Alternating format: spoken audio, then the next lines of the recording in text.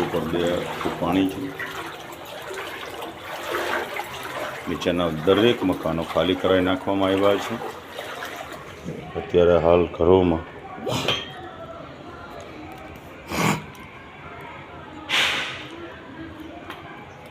તિજોરી પાણીમાં છે।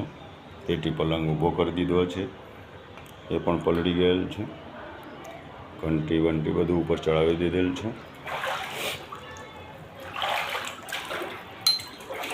ઘરમાં 2-2.5 ફૂટ પાણી છે। હવે પછીના વરસાદમાં 3.5, 4, 5, 6 ફૂટ જેટલું પાણી આવી શકે એવું છે। આ કિચનની હાલત છે, તમે જોઈ શકો છો। કોઈ રાંધવાની સ્થિતિ નથી નીચેના રૂમોમાં। આ પહેલા વરસાદનું દ્રશ્ય છે। હજુ આનાથી ભારે વરસાદમાં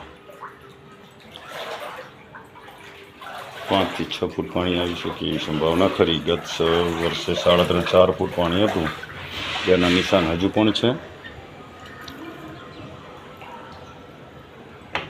તમે જોઈ શકો છો પાણી છતાંય 1/2 ફૂટ ઉતર્યું છે।